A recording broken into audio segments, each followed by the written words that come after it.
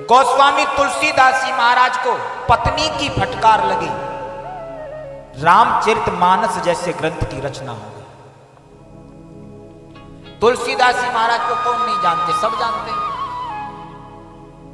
गोस्वामी तुलसीदास जी महाराज अपनी पत्नी से बहुत बेहद प्रेम किया करते थे। महाराज बिना पत्नी के ये रहना पसंद नहीं करते थे, इतना प्रेम किया करते थे। एक दिन ये कहीं बाहर से घर पर आए तो देखा घर पर पत्नी नहीं दिखाई दी। पूछा कहां है, बोले वो तो पीहर गई। तुलसीदास जी ने सोचा बिना पत्नी के तुम रह ही नहीं सकते, पत्नी से तो मिलना है चाहे जो हो जाए। अर्धरात्रि का समय था, रात्रि कोई घर से निकल गए ससुराल के लिए, लेकिन ससुराल पहुंचने से पहले बीच में यमुना जी पड़ती थी। अब यमुना जी को कैसे पार करें? बोले रात्रि को तो कोई नाव वाला भी नहीं है जो नाव से पार हो जाए, और पत्नी से तो मिलना है चाहे जो हो जाए। इतनी में क्या हुआ, एक मुर्दा बहता हुआ नदी में आ रहा था।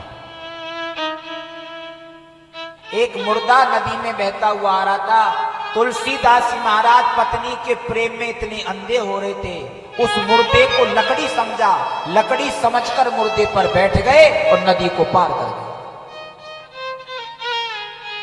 रात्रि को जाकर ससुराल पहुंचे, देखा भीतर से सारे दरवाजे बंद।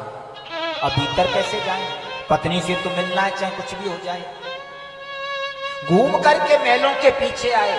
महलों के पीछे क्या देखा, दीवार पर एक बहुत लंबा काला सर्प लटक रहा था। तुलसीदास जी महाराज पत्नी के प्रेम में इतने अंधे हो रहे थे, उन्होंने सोचा लो हम तो यही समझते थे कि हम ही हमें पत्नी को प्रेम करते हैं, लेकिन आज पता चला है हमारी पत्नी हमसे ज्यादा हमें प्रेम करती है।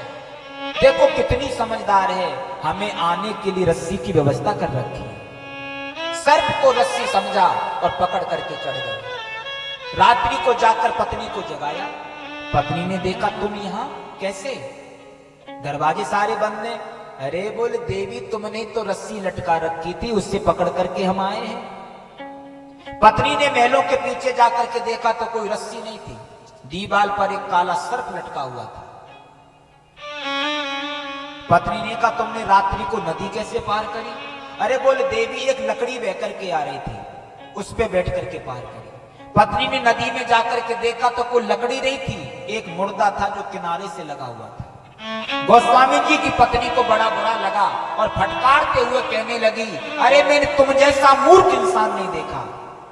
आज तुमने मेरे इस हाड़ मांस के पुतले से इतना प्रेम करना चाहा, मैं घर नहीं मिली, तुम रातों रात ससुराल आ गए। जितना प्रेम तुमने इस हाड़ मांस के पुतले से किया है, इतना प्रेम अगर तुम भगवान से कर लेते तो तुम्हारा जीवन ही सुधर जाता। पत्नी के शब्दों की ऐसी फटकार लगी, उसी वक्त घर परिवार पत्नी सबको त्याग दिया, जंगल में जाके भगवान की तपस्या करी और अंत में रामचरितमानस जैसे ग्रंथ की रचना।